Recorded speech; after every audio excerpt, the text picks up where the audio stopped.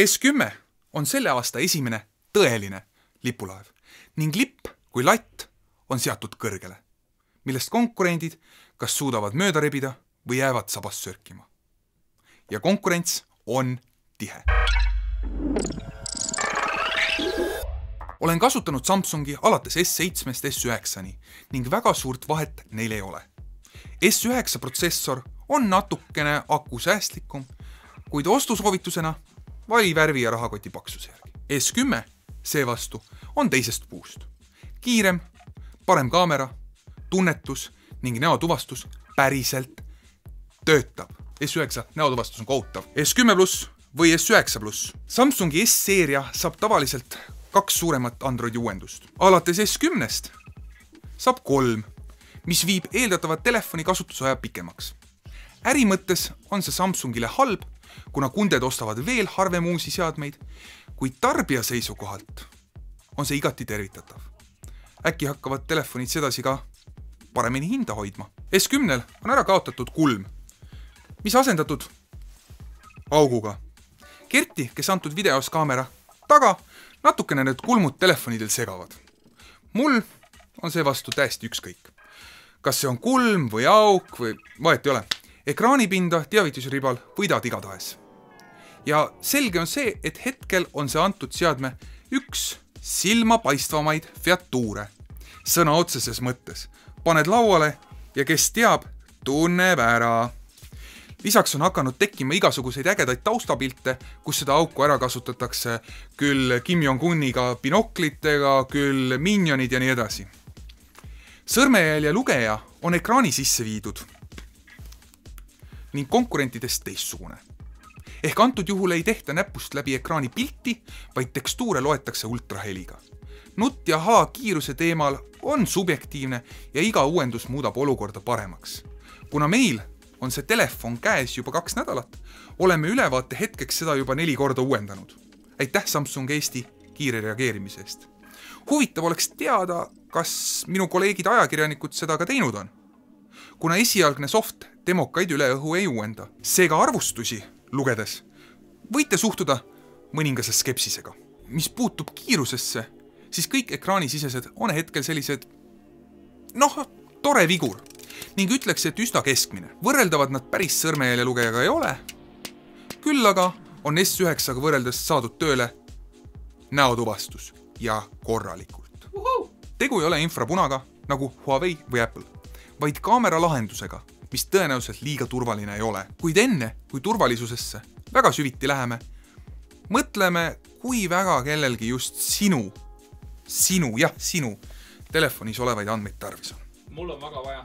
Kuid rääkides tarkvara uuendustest, siis nüüd saab Bixby nuppu panna tegema midagi muud.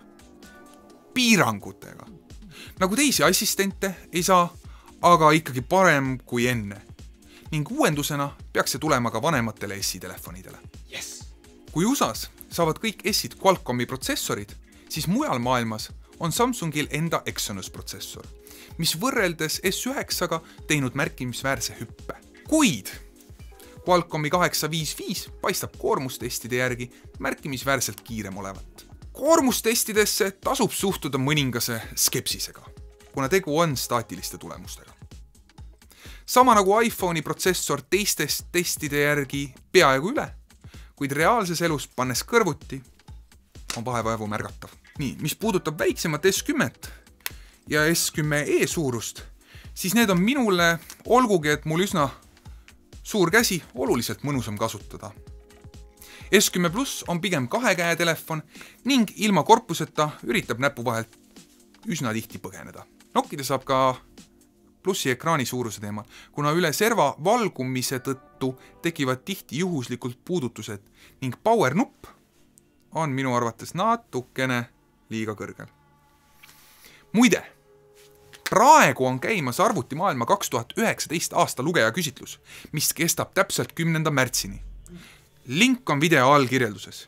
Kõigi vastanute vahel loosime välja Nokia 5.1 nutitelefoni. S10-l on kaameraid juurde tulnud.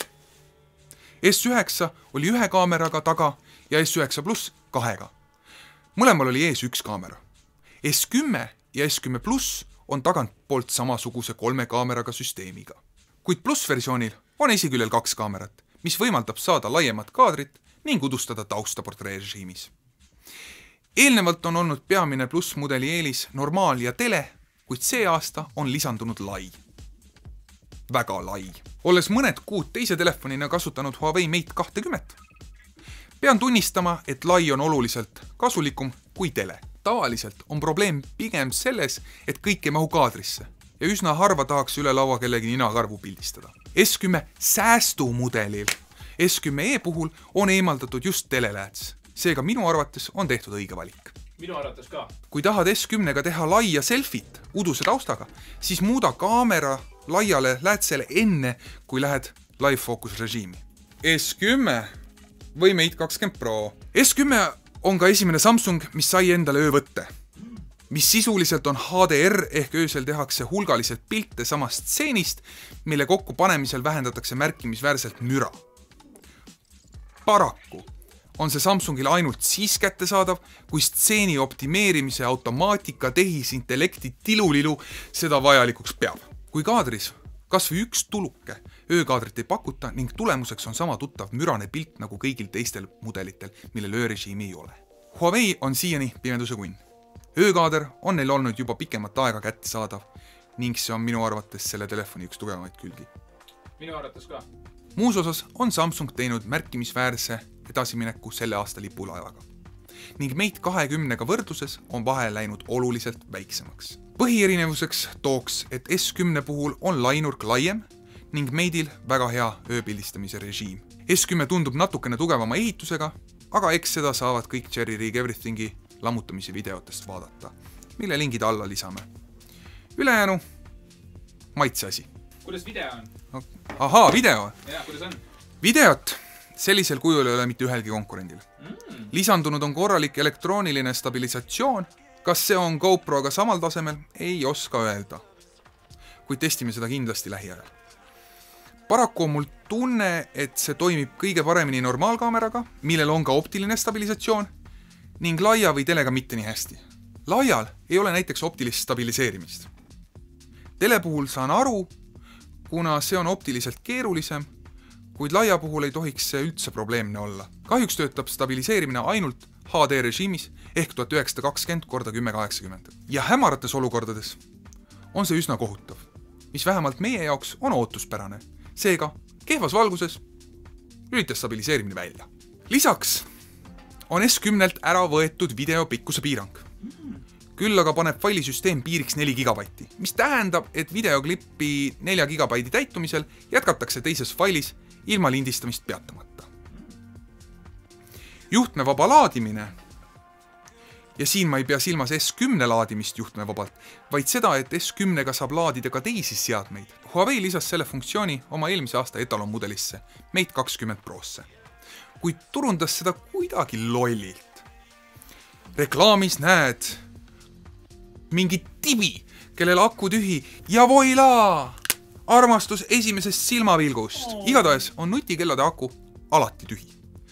Ning seda värdlaadijat pole kunagi kaasas. Paned S10 soolikaga seina, viskad kella telefoni tagaküljele ning aku on nagu naksti mõlemal täis. See on üsna aeglane, ainult 4,5 vatti, kui enamus eraldi QI laadijad pigem 5-9 vatti. Kuid minu arvates siiski üsna geniaalne, eriti väikestele seadmetele. Kasutasin sama lahendust MVC-l möödunud nädalal, kus laadijaid kõigile seadmetele ei piisanud ning läbi juhtmevaba laadimise sai Mate 20 aku ööga täis. Muide, meil on täna välja loosimiseks laual üks maru korralik Otterboxi läbipaistev S9 Plussi korpus ja ühed JBL-i spordikõrvaklapid. Pane YouTube'is video alla kommentaar, kas sul on S9 Plus ja sellele korralikku korpust vaja või uusi kõrvaklappe.